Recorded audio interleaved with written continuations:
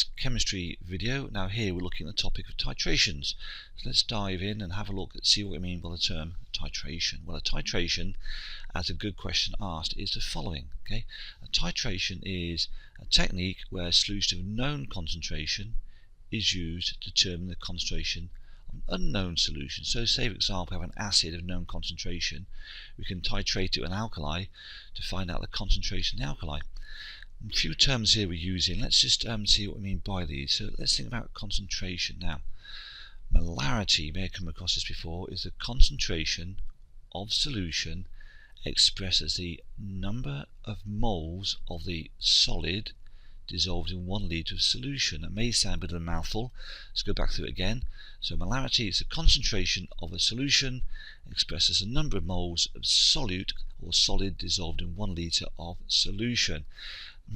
What's this about moles, I wonder? Now, we can have a think now about moles.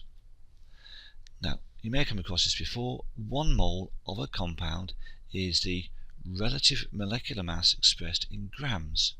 For example, relative molecular mass of sodium hydroxide, NaOH, there it is there, is in fact 40. And all we do is we add the mass numbers together. So sodium 23, oxygen 16, and hydrogen is 1. Now where do these numbers come from? We'll look at your periodic table. Say we look at the sodium, there's Na, sodium. You'll see 2 numbers, there's 23 there and 11. These are on your periodic table. Now this one here, the bigger number, is the mass number, and that's the one we use. So we have the mass number of sodium, add it to the mass number of oxygen, the mass number of hydrogen, we get the figure here of 40. Okay?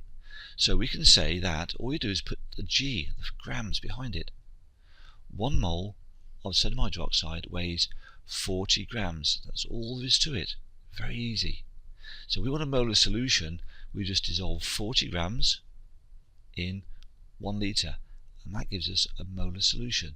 Let's look at some examples of that. So we know that 1 molar solution is 40 grams in 1 litre. So it makes sense, you've got 2 molar, you're simply doubling it, so it's 80 grams. And if you want 0.5 molar, okay, you're simply halving it, 20 grams. So have a go yourself now. What would be a 0.1 molar solution? How much solid would you dissolve? So stop the video, have a think. Well, I hope you got it. The correct answer is 4 grams. So think, if 1 molar is 40 grams, it stands to reason that 4 grams is 0.1 molar. Okay, so 0.1 is 4 because 1 is 40. That's all it is, dissolved in 1 litre of solution.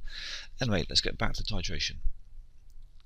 Here's a typical equation for an acid-alkali neutralization reaction. Here's the acid, in this case hydrochloric. Here's the alkali. Now sometimes in some books you'll see it refers to as a base. Okay, some books refer to it as a base, other books refer to it as an alkali. Now the only difference between these two is that an alkali is a soluble base. That's all there is. So we've got the 4 common alkalis are sodium hydroxide, potassium hydroxide, calcium hydroxide, and ammonium hydroxide. Okay, so if you see these 2 terms here, don't get confused by them. Okay. What else do we know? Well, here's the equation. You always need to have the equation. Here's the equation, balanced. Okay, we know the concentration of the acid is 0.1 molar. Okay, we're given that. You've got to be given one of them. What we don't know is the concentration of the sodium hydroxide. I'm not going to go through the detail of the titration, but here it is. Use pipette to transfer 25, so we know we're going to be adding 25 cc's of sodium hydroxide into a conical flask. Then add your indicator. Now you may know your indicators. You may know if we use litmus. Litmus is blue in alkali, but when it becomes acidic it becomes red. So red in acid. Now how do you remember these two? Very simply, look at this. You've got D in acid and a D in red, and an L in alkali and an L in blue. Very easy there to remember, isn't it? Then we fill the burette to 0 with our acid, then we add the acid until it goes from blue to red. Okay, and we record the volume of acid needed. Let's look at what happened. Well, we found by titration we added 20 cubic centimeters of acid to exactly neutralize 25 cc's of alkali. And look at the equation. This is the key thing. Now, 1 mole, imagine there's a 1 there, of acid reacts with 1 mole of sodium hydroxide. Okay, we'll come across this with another example in a few moments. Just bear that in mind, though. Okay. Now, this is the equation we need. Molarity of alkali. This is what we don't know here.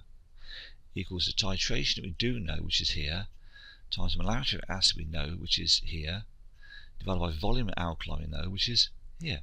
So we've got everything we need to work out the molarity of alkali. So here we are. All we do, we put the figures in. Now, some books, some places, they'll convert this into litres. So 20 cubic centimetres would be 0.02 litres. Okay, and they might convert that into litres as well, and that would be 0.025 litres. But for our example here, we're leaving everything in cubic centimetres. Okay, doesn't make a difference.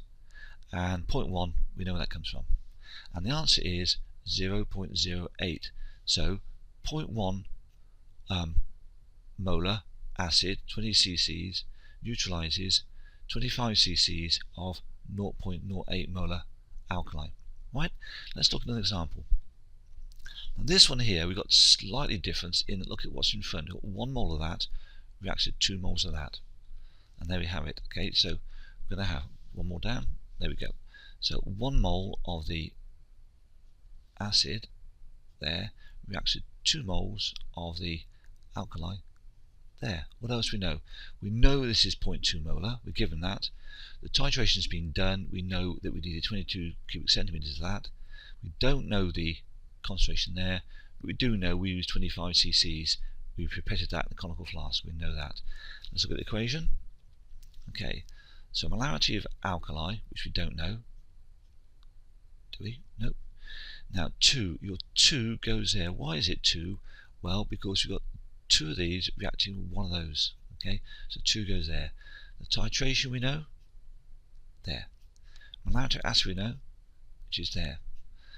So volume of alkali we know, which is there. And put those all in, and we get this. We find molarity of alkali 2 times 22 times 0.2 divided by 25, and the answer is 0.352 molar.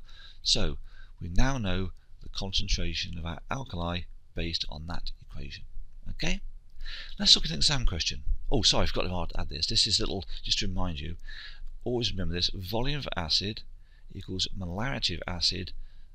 Sorry, volume of acid times molarity of acid is volume of alkali times molarity of alkali. Don't forget numbers like these here to include those as well if need be. Okay, remember what we did here? Okay, we put the 2, didn't we? We put the 2 in front there. Let's look at an example.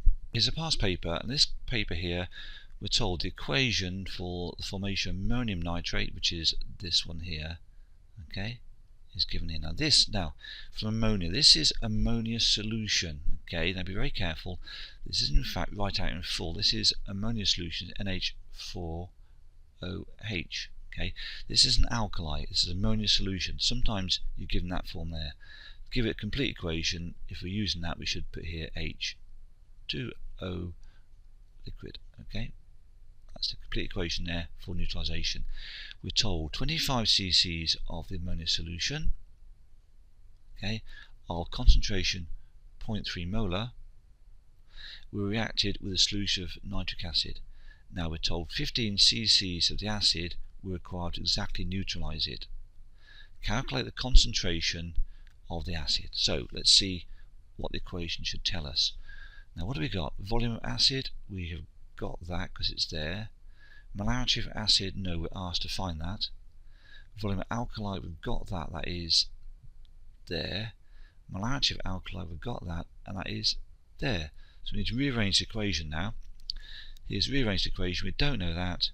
We know the volume, we know molarity, we know that volume there. Let's put the figures in.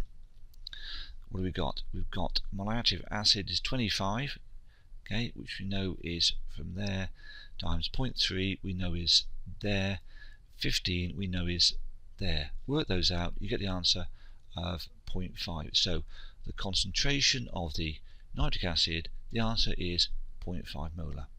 Okay, well that's the end of this video. Hope it helps, and I'll be back with you again very soon. So bye bye for now.